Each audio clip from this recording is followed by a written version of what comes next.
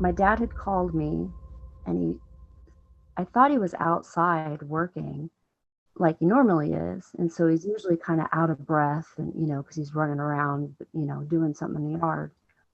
And he was trying to tell me, like, he went to the doctor and he's trying to get a hold of mom and she needs to take him to the hospital. And I'm going, hold on, Dad, slow down. What's going on? And I go, Dad, sit down and catch your breath. And he goes, I am sitting down. There was the last normal day, the last day that things were the way they were before they weren't anymore.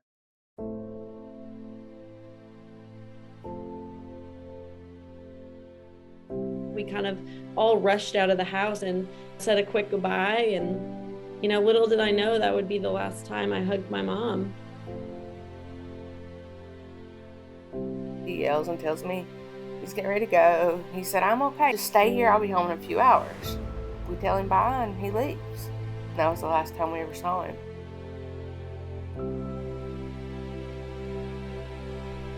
It's like the minute that helicopter hit the air, it just hit me what I was watching, because I knew he wasn't coming home and he knew he wasn't coming home. For me, I took it more personally because I'm a nurse practitioner, and why can't I save him? I can help all these other people, and why can't I save him?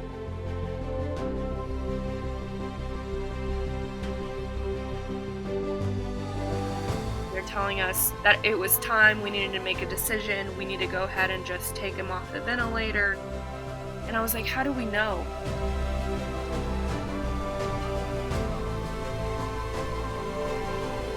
One thing I like to tell people is that if you lose somebody to COVID, your need to talk about the person you lost will outlast other people's desire to hear about it. We make sure that our family members and loved ones' memories lived on. That's really important to me, is that people don't forget. I don't want to forget any of it.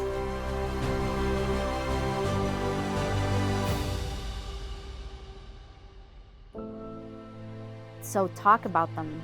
Talk about them till people are sick of hearing about them. Because as long as you're still talking about them, they're never far away. And the last thing that my mom said is, she said, when you get to heaven, we will look for each other.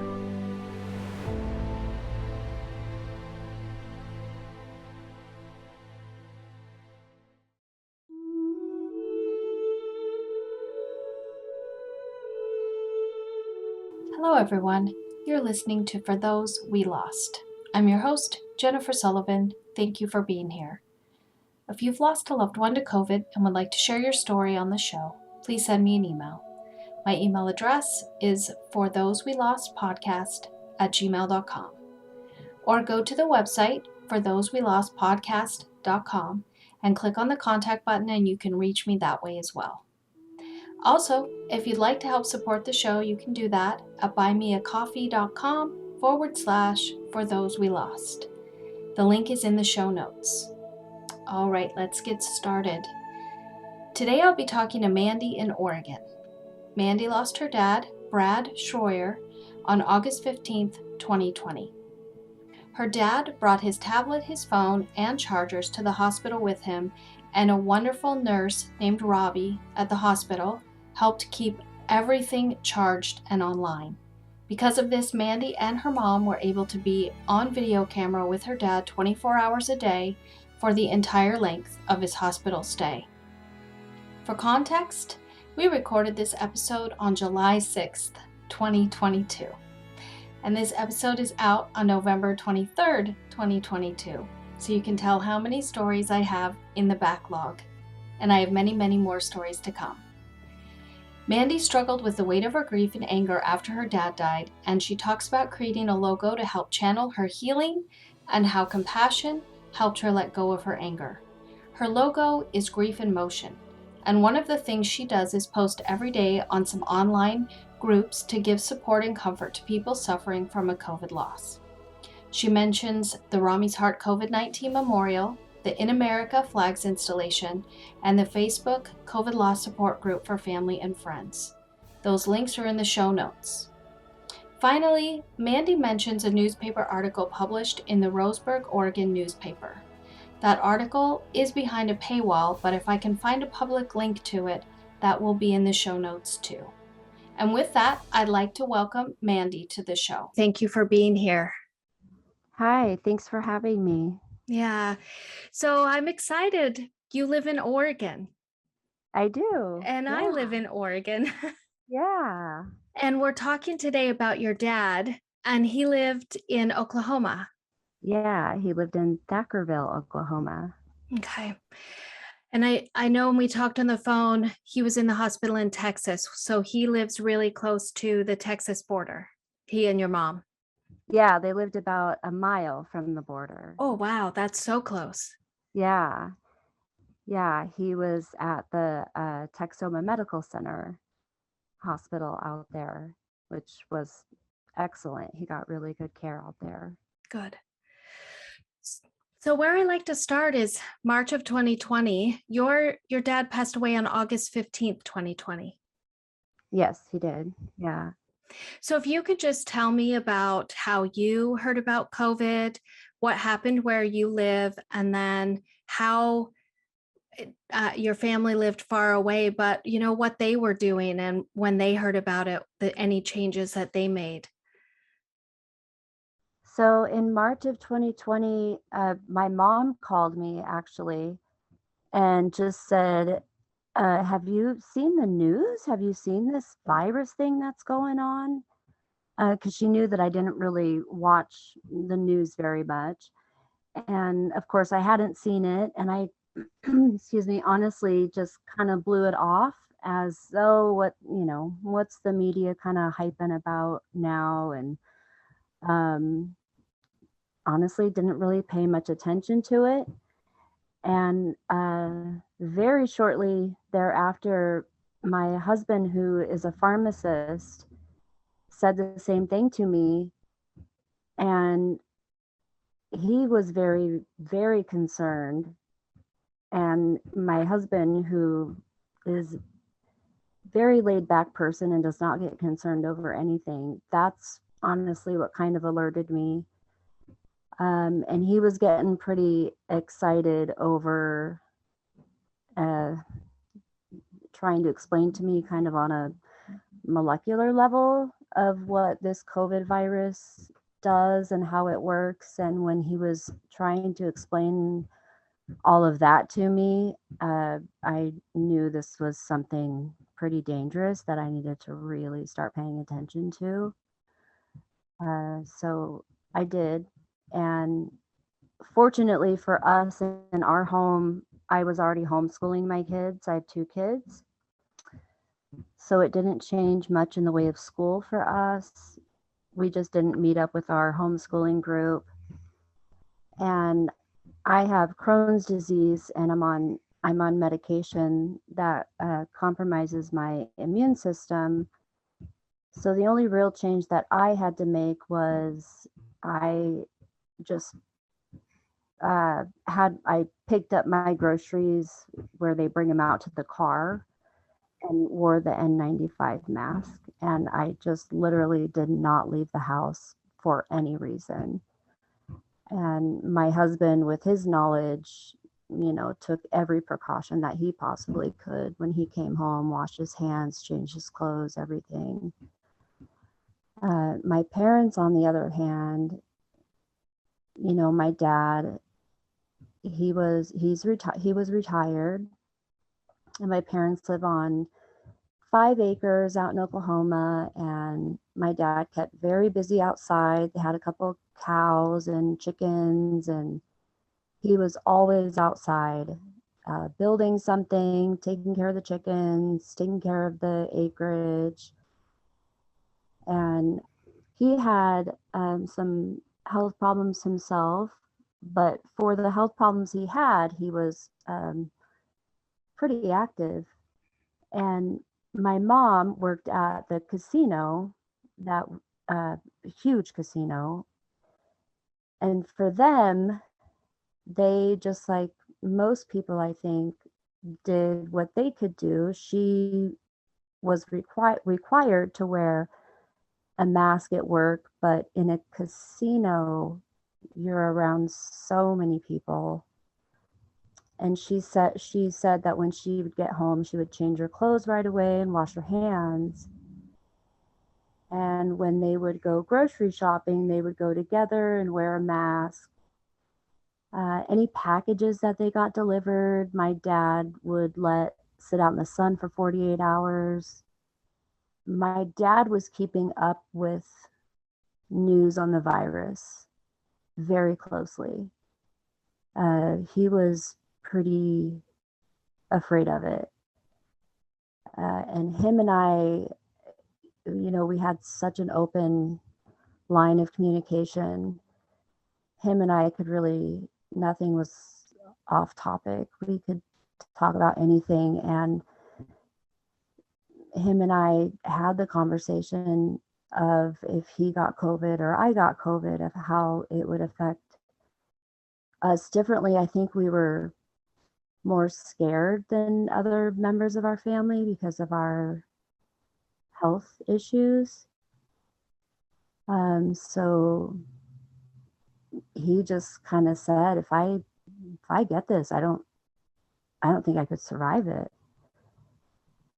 And he was saying this in front of my mom, just so she really understood the weight of how important it is to keep up the mask wearing, hand washing, And me the same, I don't know, Dad, if I got it, I don't know. With my immune system, I'm not sure either. And so we were both really afraid of it. We really were. And that kept us really aware of the safety measures all the time. Although in the very, very beginning, I have to say we both made mistakes, because it's kind of a gradual thing. Yeah. That we all had to kind of walk into.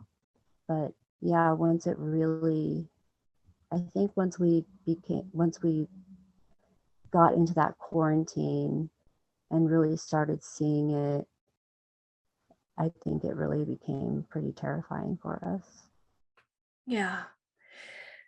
Did your mom keep working at the casino? Did it stay open or did it spend any time closed? I was trying to remember that actually when I was just talking about it. I think that I want to say that they remained open. I think that they closed their table games. And I want to say that they spaced out the slot machines, to 6 feet apart. And I believe they canceled the shows that they had. They provided masks for everybody, and they were doing the temperatures at the door. And then once the vaccine became available, pretty sure it was, I don't think it was mandatory that everybody got a vaccine, but it was pretty enforced that everybody get a vaccine. Pretty highly recommended that everyone get a vaccine. But no, they didn't. I don't remember that they closed, but I could be wrong. Just from what I know of casinos, those games like the penny slots and the nickel slots where you touch the screen or you touch the buttons on the front, I can imagine that would be quite a thing to go into work every day and have all these machines that need cleaning and chairs that need moving around to keep people separated. And then coming home and wanting to clean everything off before she, came in the house or interacted with your dad. Yeah, yeah. And I mean, this casino that she works at is, I mean, it's huge. It's like a Vegas size casino with many restaurants and big, huge concerts. And I just cannot imagine keeping that place sanitary enough. And you're talking about Texas and Oklahoma, where the mask mandates were not even, you know, really, they were late. They were kind of the last ones to join. Yeah, but touching the screens, all the chairs, yeah, it's, yeah, and it's not exactly an essential business. Yeah. Yeah, I don't think so either. There might be some people that think it is, but yeah. So, how did COVID come into your parents' lives? My sister had gone out to visit my parents, my sister and her two kids, and she's in Arizona, so she had gone back to Arizona and left her two kids to hang out at my parents' house. And then this was during the summer. My parents had just gotten a new car. And so my dad, who, like I said, is retired, drove the kids home to Arizona a few weeks later. It doesn't make any sense to me. During the height of a pandemic, for any of this to have happened was just really unnecessary. I still struggle with that one, because like I said, I mean, it's in the end, it was his choice. He could have said, no, I'm not going to do that. But I'm sure he probably rationalized it somehow in his head. So he drove her kids back to Arizona, and while he was out there, started not feeling well. And when he got back, I think he just drove out there and was out there a couple of days and drove back. And when he got back, I guess he just started not feeling well. My mom said it was like he just didn't feel well for a couple of days and then would feel fine. And then a couple days have a different symptom. His stomach would be upset and then he'd be fine. And this went on for a couple weeks. And it was, my mom said it was kind of easy to dismiss away because it was always a different symptom. I look back on this now, and at first I was like, why? It's so weird. I don't understand why didn't he call me? But it kind of makes sense because I think he knew what was going on. And I think he was scared. And I think the reason he didn't call me is because he knew what was going on. And if he would have called me, we would have just had that conversation of, well, well, Dad, obviously this is probably, COVID, maybe not, but you need to go to the doctor and get it checked out. Yeah. And I think he just knew what it was and was scared and knew where he was headed with it and avoided. But it was always a different symptom. She said it because the stomach was upset for a couple days and then it went away. And then he had a fever for a couple of days and then that went away. And finally, she said she kind of got irritated at him one night. And, said something like, well, if you would just go to the doctor and stop being so stubborn, you know. Yeah. And so she went to work the following morning, and he finally called and got into his doctor. And he went to the doctor, and his O2 saturation was like in the 80s, and he was like, it's like obviously in distress. And the doctor said, I can either call an ambulance for you, or you can call your wife and have her pick you up and take you to the emergency room. But they had done an x-ray of his lungs, and all of this is what my dad told us, so we don't really know what exactly was said. But they did an x-ray of his lungs and said, you need to go to the emergency room. And so my dad had called me, and I thought he was outside working like he normally is. And so he's usually kind of out of breath, and, because he's running around, doing something in the yard.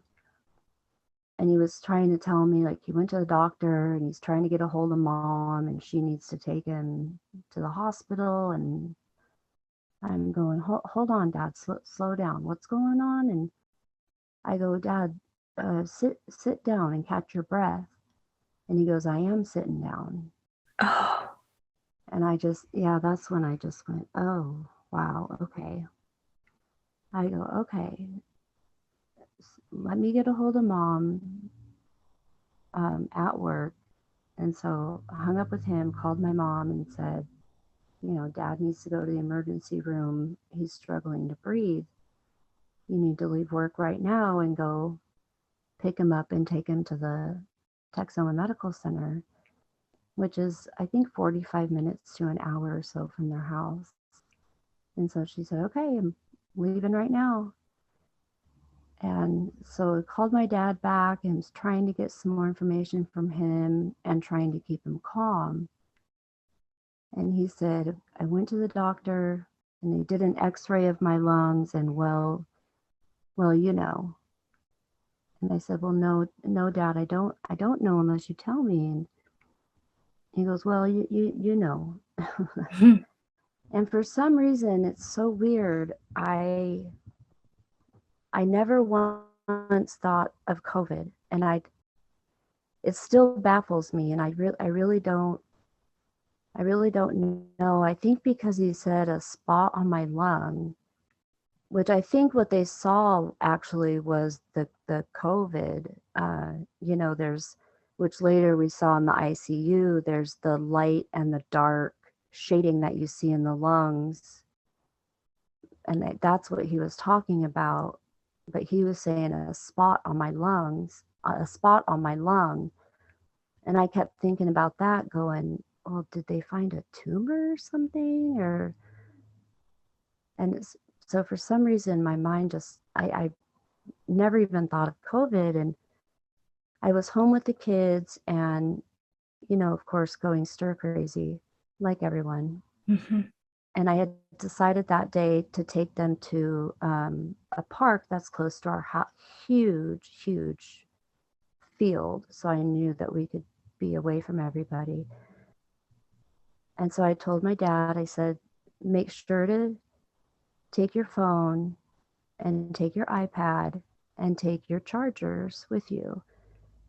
He said, they're in my lap. And I said, okay, all right, good. And I said, all right, well, call me after you guys get there. And then I called my mom and said, keep him calm. His anxiety's, he's feeling pretty anxious. And I told her to make sure to pack an overnight bag with some things in it and take it with you. And hung up with her, call me after you guys get there. And I knew I had about an hour. So I took the kids to the park and I sat there. And then my mom called me and said, they took him right back because he couldn't breathe and they're testing him for COVID. And I could hear in her voice just the shock and distress. And she said they wouldn't let me go back there with him. And I said, okay, well, start from the beginning, tell me everything. And apparently they went into triage and they put him on the pulse oximeter, and his oxygen was like 80, and he was struggling for breath so bad. My mom said the nurse actually took a couple steps back from him, which made her mad. It made my mom mad, that personal thing of like, you know what I mean? Like, what are you stepping away from him for? Like, you take it personally, but it's COVID, Mom. Like it's kind of hard to explain, but you kind of hurt your feelings, I guess, for a minute. And then you kind of readjust and go, wait, COVID. Like, but that sticks out in my mom's mind of, it hurt her feelings for a minute when that nurse took a couple steps back from my dad, which she should have. And so as soon as they saw all those signs from my dad, they put him in a wheelchair and took him back to the ER. A nurse came out and said, we're gonna go ahead and take you back. Told my mom, and then right when they got to the door, the nurse kind of turned around to my mom and said something along the lines of, and this is where you you can't come back here now. We'll take really good care of him. And my mom says something like, of course I can come back. And the nurse said, I'm really sorry, but you can't. We're going to take such good care of him. And, my mom's going, but I have all of his stuff. And, it's so hectic and your mind isn't thinking right. And so the nurse goes, well, we'll come out and tell you, but you need to, we'll take really good care of him and we'll let you know. But you actually just need to go home now and take care of yourself. Or I'm getting ahead of myself a little bit. They were wheeling him back and they were telling her to stop at the door. And when they told my mom she couldn't come back, and then as my mom finally accepted that. And then as they wheeled my dad forward, my mom kind of shouted through the door, I love you and I'm not going anywhere, to my dad. And my dad kind of put his hand up in the air and waved. And he told my mom later he couldn't say anything because he was crying.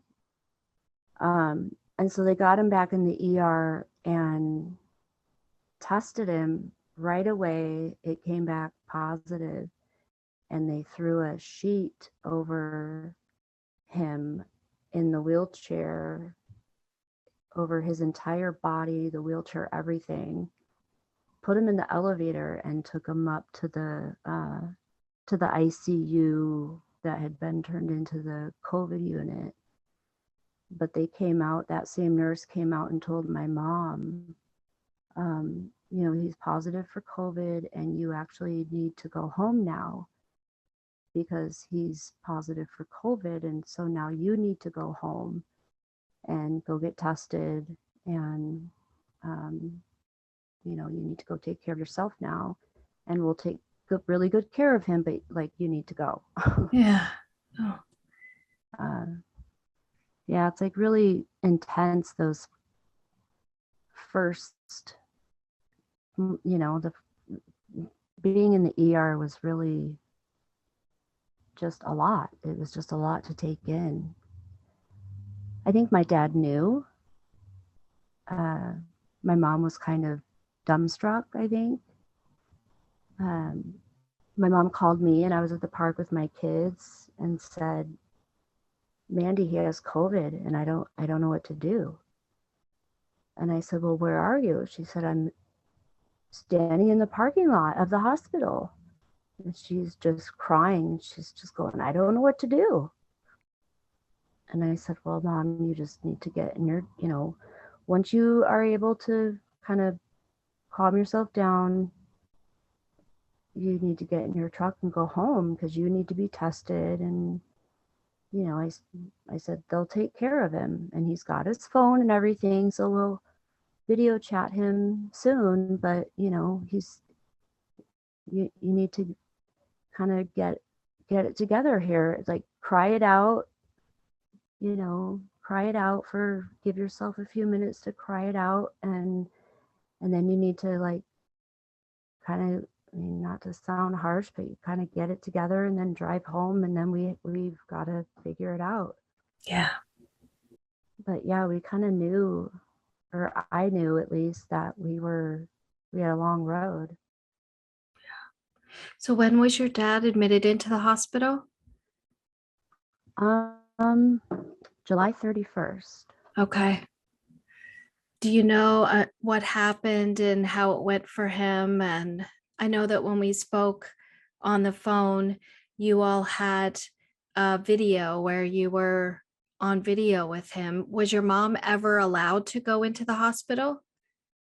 No, so we started about maybe 2 days into his hospital stay. We all have Alexas, so we all set up our Alexas, and we were on 24/7, kind of like a surveillance camera. We were on 24/7 video with him. Wow. Yeah, we were so fortunate for that. Oh my gosh. Yeah. And he had his phone and his iPad and 2 chargers. And so he had this amazing nurse, Robbie, just amazing. And Robbie plugged it all in for him, so he never lost power. And so he had me on one device, his iPad, and then my mom on his phone, or vice versa, whatever it was. And so my mom and I both have Alexas. And so we were on our Alexas with him the whole time. And then I had my phone and was able to keep in contact with my dad's brother, Ron, and, my sister or whoever else we needed to text or whatever. But my mom's sister, Vicky, was there with her pretty much the whole time. I mean, they offered for us to come down to the hospital. He passed away August 14th, and they offered for us to come down on, it might have been the 12th or the 13th. And of course, I was in Oregon. And I mean, there were so many times where and I mean, God bless my husband. He took about a week and a half off work just to he took the kids actually and went to the coast so I could have the house to myself to be on video with my dad in peace. But there were so many times where I just jumped up and said, I don't care. I'm just going to go out there. I'm just going to fly. And my husband would just go, I'm so sorry, but you just really can't. Yeah. I mean, it was just so dangerous at the time, and especially for me.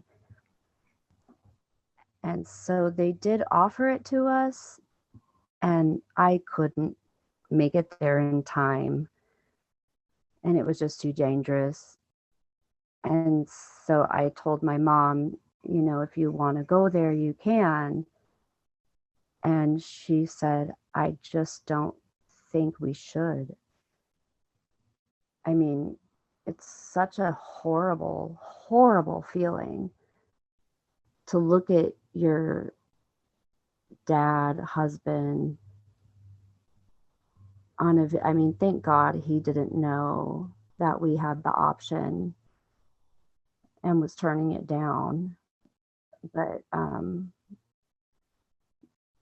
just to be asked that question and have to tell someone, no, no, no, we're not going to come sit in the room with my husband, my dad, and hold their hand while they're going through this. I mean, that is just the worst answer to ever have to give somebody. But it was just so risky. And I know that if my dad was sitting here right now, he would say, you made the right choice. And it was so dangerous at the time. Did your mom test positive for COVID? She did not. Oh, wow. That's so good. Yeah. I don't know how she didn't, but nope, she did not. No one else, knock on wood, no one else ever did, because he was around his two grandkids. He had driven to Arizona. My uncle and aunt that are in Arizona, nobody else tested positive for COVID. My mom, my aunt, he was around everybody. So many people. And so, no, nobody that we know of tested positive from it. Wow, that's good. Mm-hmm. But so puzzling. Mm-hmm. Yeah. Yeah, it is. Yeah. So, what was the hospital stay like for your dad? And I guess another question I have is, was he on a ventilator? Did he go through the steps of like the nasal cannula and then a BiPAP, or did he do anything like that?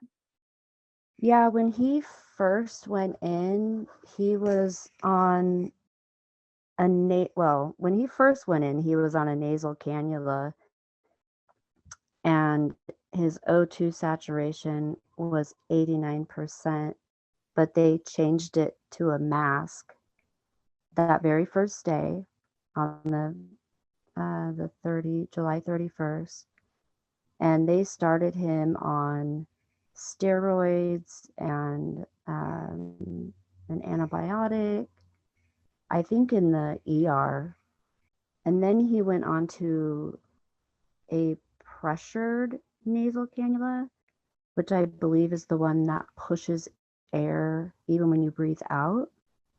And then they started the remdesivir on August 1st. So I think August 1st was his first day in that ICU. And the ICU room was they had to make it into a negative pressure room. Yeah. So the window was blocked out. It was boarded up. And then there was a big tube coming out of it, a big like ventilation tube. And that was connected to a machine on the floor, and that was the negative pressure machine. And it ran 24/7, and it was very loud. So his room was dark and very loud 24/7. And so, I mean, he was already hard of hearing from years of construction. So that kind of added to a little bit of the frustration of on top of like the oxygen going and, everything else. But it was kind of quickly that it was like every day he went up on a different mask. Like he went from the nasal cannula to the mask in the same day. And then the next day he went to the pressured nasal cannula. And then he went to the BiPAP. And then he went to, and that was like the next day. And then he ended up being on the, maybe he stayed on the BiPAP the whole time. It's like an external, I'm trying to find the name of it, but it's like an external ventilator where it pushes the oxygen in when you breathe out and when you're breathing in. And what we were watching, or what he was watching, what was kind of keeping him focused and going, was he could see the reflection of the O2 saturation in the window. And so he was just staring at that number, and it was hanging out in the 80s. And so he had gone from being able to talk, like he would have this labored breathing, talking for those first, I want to say like maybe those first 4 days. He would have real labored breathing, talking, and he'd get frustrated. You know, he's on steroids too, so of course those make you real moody. But he was still able to talk to us, and he was still joking, and he was still saying things like, you know, when I get out of here, you know, he was trying to keep himself in good spirits. Yeah. But he was watching that O2 saturation, and he would tell us 85, and then he'd take some breaths and he'd go 87, 88, 87. And so that's what he was kind of being like a soldier, is how I refer to him during this time. Like he had a goal, he had a mission, and he was focused on that mission, and he knew that there was 2 potential outcomes. And he was, you know, he knew he was probably headed towards one outcome, but he was going to fight like hell. You know, he was going to go down with the fight. Yeah. And so he was trying to stay positive, but he was saying his goodbyes. You know, he was making sure he said everything, but he was still trying to make jokes. He was still trying to make us feel okay, especially my mom. He was still trying to take care of my mom. And then once he lost the ability to like really talk to us because it was just too hard, he kind of made up this sign language, and it was, you know, it was kind of funny at times, but he would do this sign language to us, and we would interpret what he was telling us. And it was mostly about his O2 saturation. He would hold up his fingers, like, you know, 85, 86. Yeah. But what he didn't know was that his, you know, his blood pressure and all of the other things. And the weird thing is, and I've heard this from other people that have had loved ones pass from COVID, is there was no change with anything else. Or I've heard a lot of other people say that they were getting better. And my dad didn't get any better, but there was definitely no change. They did chest x-rays throughout his stay. He was there about 2 weeks. There was no change. He didn't get better. He didn't get worse. His symptoms were definitely getting worse, though. You know, he'd gone from not using his external muscles to breathe to using his external muscles to breathe. But then he always seemed to have his wits about him, though. He never seemed to really be confused, which just blows our minds, because his his carbon dioxide was high. Yeah. In the end, like really high. Yeah, and that usually makes people really confused and delirious and paranoid. Yeah, he was definitely paranoid. He was definitely very paranoid, but he was not ever confused. You know, in the very beginning, I think it was day 2, maybe, he was kind of setting the, like, setting things up for us. And it was just my mom and I. And he said, I want Mandy making the decisions. And he said, and if this goes bad, Mandy, I don't want you to feel, I don't want you to feel guilty. And I said, okay.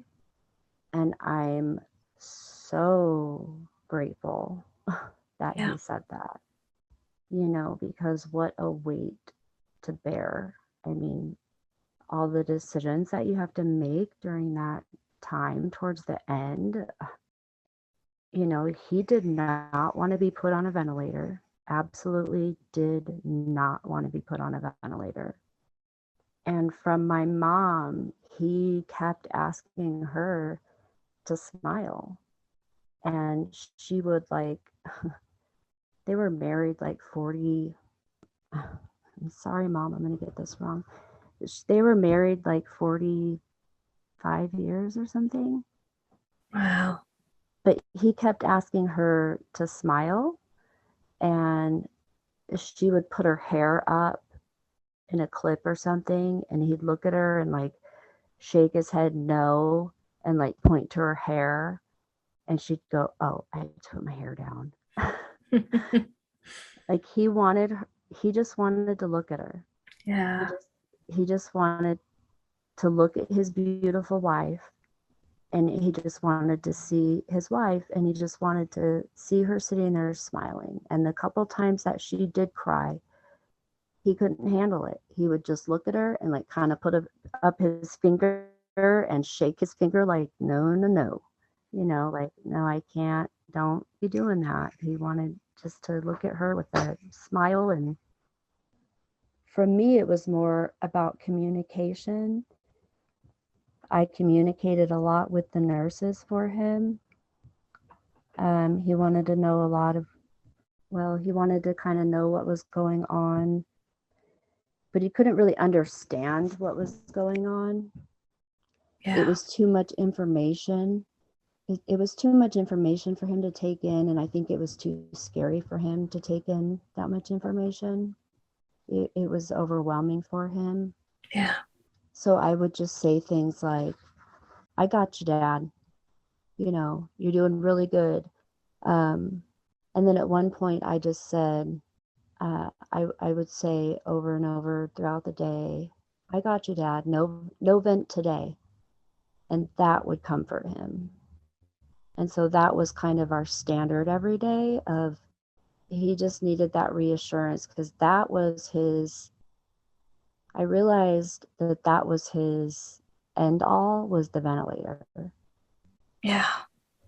In his mind, that's what he would die from, was the ventilator. You know, I wish he didn't have that frame of mind going into it. Yeah, if he was like you saw him as a soldier with, two outcomes, that ventilator sort of signaled the outcome he definitely didn't want, that he was trying to avoid. Yeah, yeah, it was for him. Because later, after he passed away, about a year later, I went out to my mom's house, and I was going through his iPad, and I found all this information on COVID, and a lot of it was ventilators and, you know, the chances of surviving ventilator and all of this. And so he had convinced himself that a ventilator he would not survive it. Yeah. So I wish I knew that, so I would have, you know, been able to convince him otherwise. But that was his soldier attitude of, I will either fight this with my mind and my willpower and fight through it, or I will die, go on the ventilator and die, or I will die.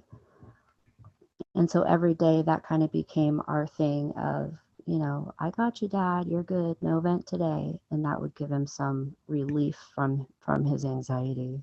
Mm-hmm. So was he put on a ventilator? Yeah, it was hard. He was we talked to him about it because like I said, he was never confused or anything, but he was put on a ventilator. He had this nurse, Robbie, that was with him a lot through his stay. And God, he was just so amazing. He was one of those nurses that just came in and treated my dad like, you know, just human, just so, just such a human contact, and um, just such love and kindness.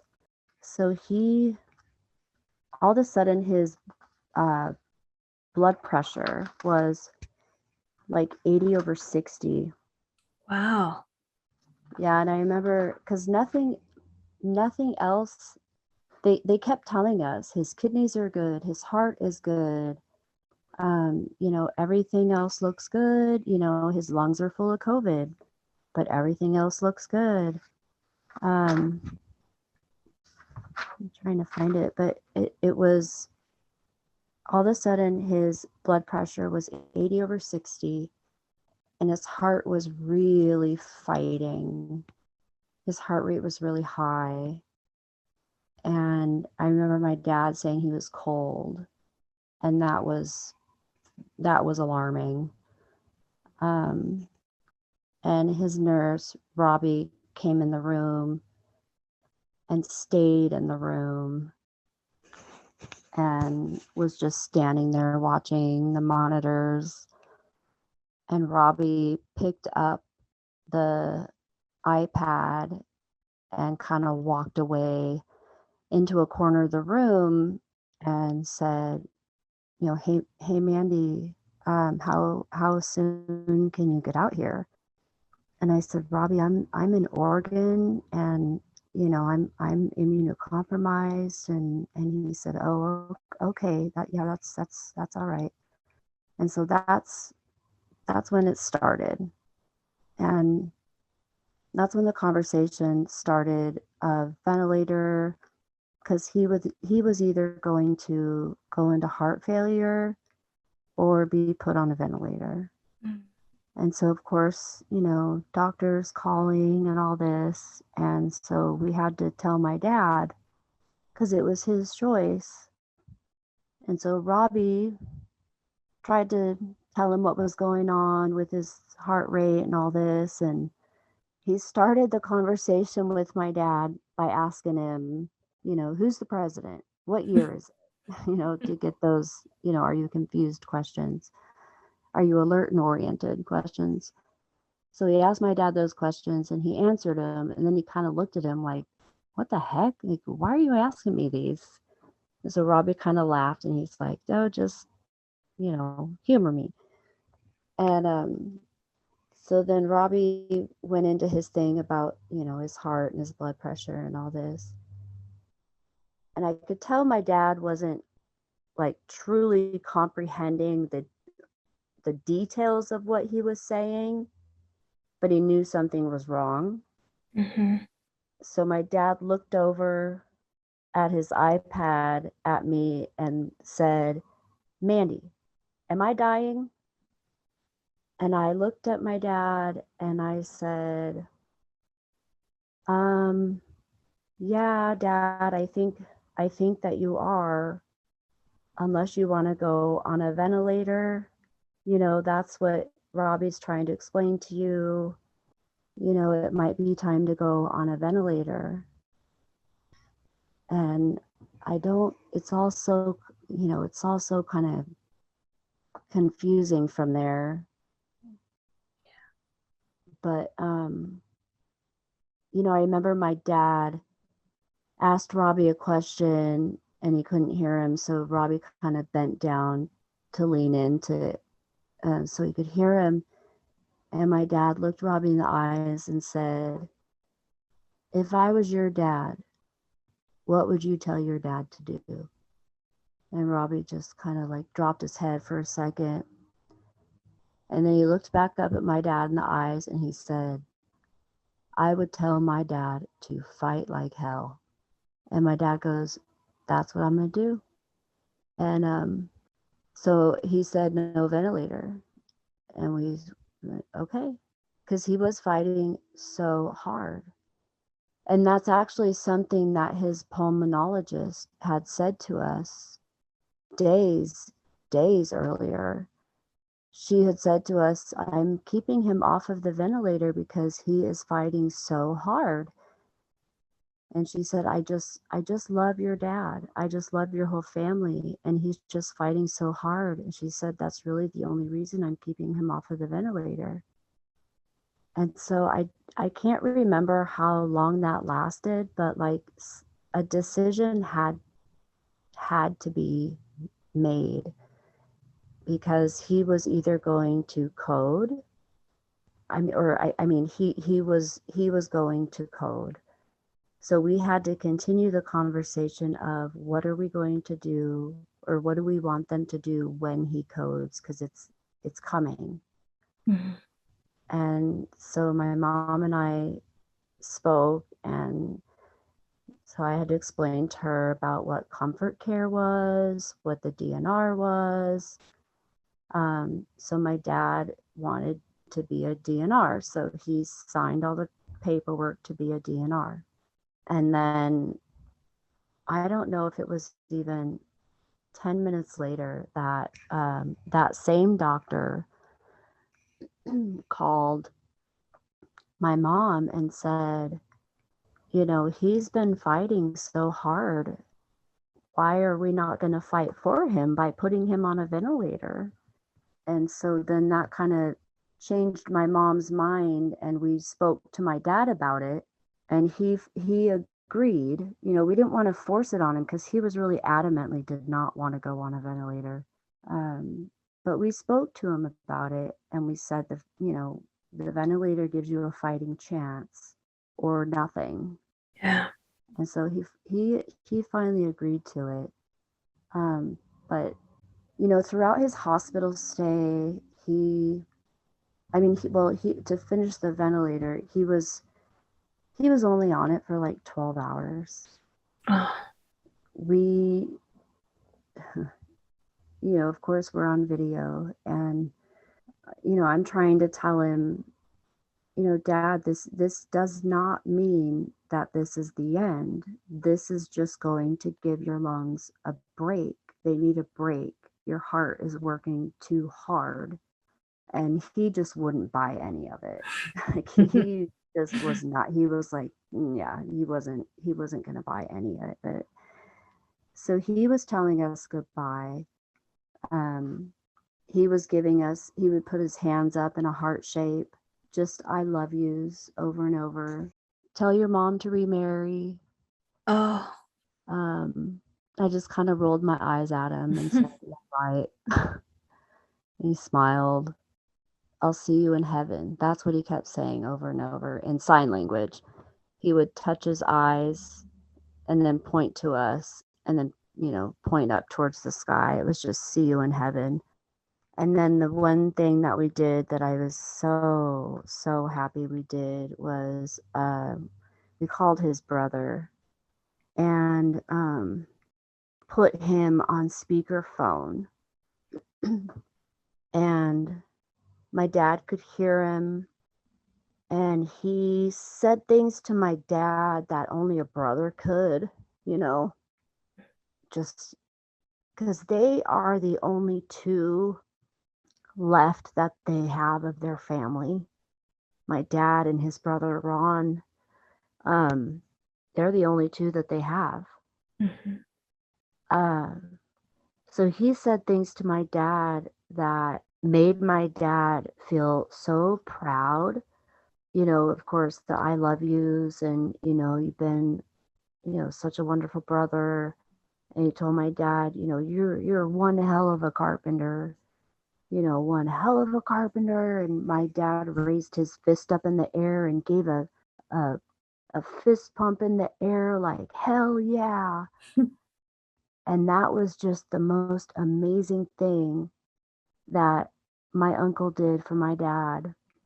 I'm just so grateful for that.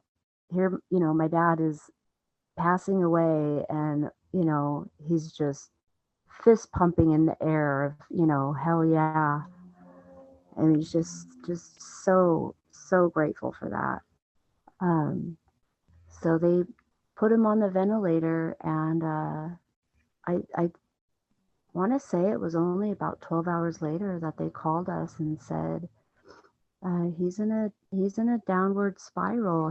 His organs are like everything was just failing. His kidneys, everything, everything was failing. He was in multiple organ failure, and we just kind of we were surprised at that soon.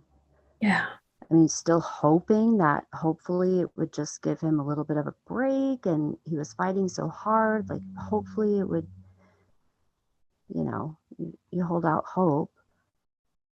But the nurses picked up the phone and the video and the videos for us, and held it up to him so we could see his face.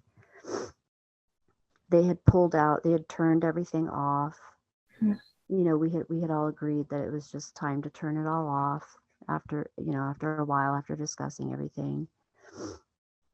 So they pulled out the ventilator and held the video up to his face, and it was myself and Oregon, and then my mom and my aunt, and my sister had actually flown from Arizona to Oklahoma to be out there with my mom. And so we all start saying, hi, Dad, we're all here with you. And the nurse goes, oh, his heart rate just went up. And so we all said our things to him, the goodbyes and I love yous. And I even read a letter that my husband had written and all of those things. And I said to him, Dad, it's okay to go. You can go now, Dad. And he passed away just a few seconds after I said it, and then my mom said it, and everyone kind of followed suit. We all started saying it, and he passed away. Like, we gave him permission, and he left. He went. Yeah. And just so grateful for the experience that we had, because there are people that didn't have anything remotely close to what we had. Yeah. Yeah. Especially during that time. I think the early pandemic, before there were lifting of some of the restrictions and before the vaccine, having that constant communication with him and being able to see him and have access to his nurse, who sounds like was such an amazing person. Yeah. That was my dad. He had his things. He had his phone and his iPad set up and ready to go. And his nurse, that one nurse, he was just like so connected with us, and he was busy. Yeah. They were busy. Yeah. They were exhausted. Those nurses and doctors at that time in those units, they were worn out, exhausted, emotionally. You could just hear it in their voices that they were just in the trenches. Yeah. So I want to ask you, it's been almost 2 years since your dad passed away, which I'm coming up on that too. How have you coped and worked through like the confusion and any anger and just the healing process? How have you done that? Um, Gosh, at first I was terrified. I had horrible anxiety. I started having panic attacks. Um, I was really scared that it would happen to my mom and that I would have to go through it again with my mom. That's what I was really afraid of. Because my sister was traveling. She I think the vaccine came out in this, I want to say in December of 2020. Mm-hmm. And so she's the only one that didn't get vaccinated. So that was really difficult for us, for my mom and I. It was really challenging for us to process that. And it was difficult for me because I felt like she was endangering my mom, and then I would have to, be on this screen with my mom in the hospital and walk her through to her death and explain to my kids that now grandma, died of COVID. I mean, I was terrified. Yeah. And I was angry, and I was angry at my sister for, why aren't you protecting yourself and our mom now after this? And, um, but it didn't matter how angry I got or how much anxiety I had. It didn't change anything. So I had to come up with something new. It was just making me crazy and angry. So I had learned through therapy years ago and some workshops that I've done, um, to use compassion. And so that's what I chose. I chose to turn everything into compassion. And so once I was able to do that, I was able to kind of overcome all of that and step away from it and view everything from a more compassionate view than from anger. I chose. I made a. I made a logo for my grief. Oh, I love it. I did. I had to have like an organization or something. I had to organize it in a sense. So I went on one of those logo making websites, and I think it was $50, and I made just a logo for my grief. And it says grief in motion, and then around that it says empower, kindness, compassion, humanity, love. Mm. And I thought, okay, these are all the things that I want my grief to look like. I want to put my grief into motion, meaning I want to give back, whether it be through conversations. I want to honor my dad. I did the flags. Yeah. I forget. In America, the flags installation in DC. Yes, I did that. I did the Ramy's heart. I'm in the process of doing the COVID quilt. Oh. So grief in motion. And then, of course, on Facebook, every day I go on the COVID memorial, the COVID loss. And I reach out to people on there. And even if it's just, sending love, like I read stories and I reach out to people, I engage in conversation with people. Like that's putting my grief in motion. Um, Empower is engaging in conversations that are difficult but are necessary. I try to engage in conversations with people that don't have the same views as I do with the masks or the vaccines. Mm-hmm.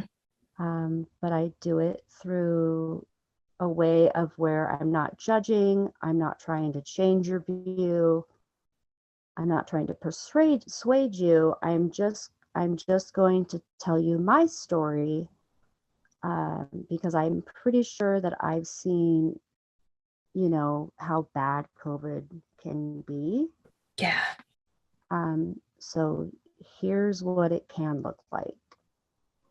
Kindness, obviously, compassion, humanity. You know, it humanity. I mean, it became political. It did. And it's disgusting. So I try to keep with the humanity of it. I even put on my dad's. We finally had a memorial for my dad. Oh, good. Yeah, a year later, which we were fortunate, and that was anxiety ridden because we uh, planned it and then we canceled it, and then everyone said, "Well, we're coming anyways." So we thought, "All right, well, I guess we will have it," because we were so full of guilt of just we can't contribute to someone getting COVID because we want to have a gathering, like. Yeah.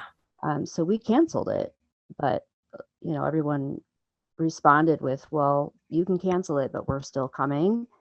But yeah, for my dad's memorial, I made one of those. I know it's not called a pamphlet, but one of these like in loving memories, got my dad's photo on it, and it just tells a little bit about my dad. But even in this, I put COVID is not political, it's human. Protect the person next to you as well as yourself. COVID deaths are unlike any other. Sorry, they just are. The world is arguing over keeping each other safe, whether it be a mask, vaccine, or distancing. Families are losing loved ones to COVID globally, estimated at 3.3 million in 2020. We were one. Our family was fortunate. We had live video 24/7. Most could not have funerals, have lost multiple family members, kids. Planning this memorial, we have been ridden with anxiety for fear of spreading COVID because we just felt guilty for even having a memorial. And that's so hard because funerals and memorial services are this community way that you grieve and heal. Yeah, it is. And it was so stressful trying to put it together. And it wasn't a big deal. My mom has 5 acres, and there was absolutely nothing fancy about it.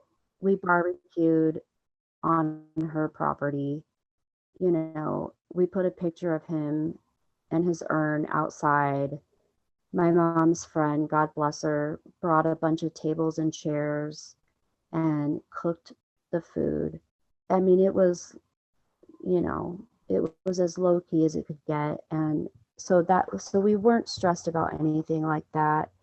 The conversations between me and my mom and my sister were absolutely about people traveling. It was all about, oh, Uncle so and so's coming. Are they vaccinated? Do you know? I don't know. Are you going to ask them? Well, I'm not comfortable asking them. Well, what if they say no? Well, I don't know. Then what do we say? Do we ask people to get tested? Well, absolutely. Well, how do we, it was just this whole thing of, we need to ask everybody to get tested first. And I mean, it just went back and forth, because, like I said, my mom and I stood on one side of caution, and my sister stood on the other side of, she's like, she didn't get vaccinated. She respected everybody else's decisions, but she wasn't vaccinated. She didn't get tested before flying, to my knowledge. And that brought a lot of unnecessary stress to where it didn't need to be. Yeah. It really did. During a time where there was already so much grief. Yeah. So, Mandy, the last question that I ask everybody is, and you've kind of already addressed this a little bit with the logo and your grief in motion, but what do you say to people who tell you that COVID isn't real? Oh gosh. If they were somebody that was online, I would probably just send them video of my dad struggling to breathe. I have some videos, we were on video with my dad that whole time, and so I have lots of pictures of him. You know, all I could do would be to say that he was okay until he got a positive test, and this was he had never had this before, and this is what it looked like. Here's a video. Would you like to see it? I'll happily share it with you. I would love to hear I would love to hear an explanation of why COVID isn't real. Uh, the people that say COVID isn't real, I think maybe they say that out of fear. Mm-hmm. I think certain people have to deny COVID or deny, mask wearing or whatever it is, distancing, because it's too scary for them, maybe. Put it in a safe place. It's not real. That's a pretty safe place to live. If it wasn't real, that's a pretty safe place to live. Then you don't have to wear a mask or get vaccinated or worry about anything. It's pretty offensive to all of us who have seen it be very real. I mean, I have a newspaper article that I read a few weeks after my dad died that said, "This sounds terrible to say, but clear thought demands it. These people already had one leg in the grave." And, they were talking about people that had COVID that had pre-existing conditions. Mm-hmm.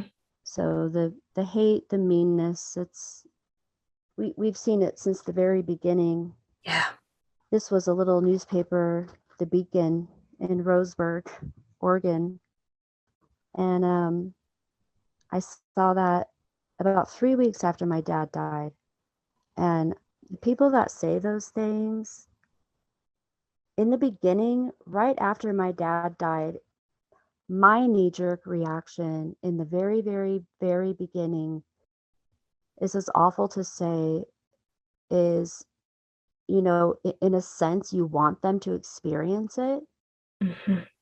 Truly, you want them to experience it on some level, so they would stop thinking and saying such horrible, horrible, awful things. But as soon as that thought comes to mind, it's such a horrible, awful thing to wish on somebody. You immediately come back and think, no, I couldn't possibly think that on somebody. But yeah, that's kind of a righteous anger that probably a lot of us have when we hear those things like COVID isn't real, or my mask makes my lips sweat, so I don't want to wear it. Or they have one foot in the grave. Yeah. It's your dad doesn't sound like he had one foot in the grave, and I know my mom didn't either. Yeah, they didn't. My dad was not the healthiest person, but I know that he would still be alive had it not been for COVID. Yeah. Yeah, that's what I feel about my mom too. What was your dad's name? Brad Shroyer. Thank you. Yes. Thank you, Mandy, for sharing him today. Thanks for letting me share him. I'm so incredibly grateful to you for this podcast and allowing us all to share our stories. It's really important what you're doing. I'm very grateful to you for that. Yeah, it is. It's what my heart is called to do right now. Like, you go every day, your logo, and then going on the Facebook forums and offering support to people. This is just what I needed to do. It's your grief in motion. This is what your grief is doing. It is, yeah. Mm-hmm. Yeah, thank you. Yes, thank you. And that's the show, everyone. If you've lost a loved one to COVID and would like to share your story on the show, please send me an email. My email address is forthosewelostpodcast@gmail.com. This show won't ever have a members area or episodes that you have to pay to listen to, but there are expenses to hosting a podcast, and if you'd like to help, you can support this show at buymeacoffee.com/forthosewelost. The link is in the show notes below. And if you're still listening, and thank you so much if you are, if you like this episode, please share it with your friends, share it on your social media, and once you've done that, please rate and review this show on Apple Podcasts, because that's where most of our new listeners come from. Ratings and reviews are the main way this podcast finds new listeners. So please share the show.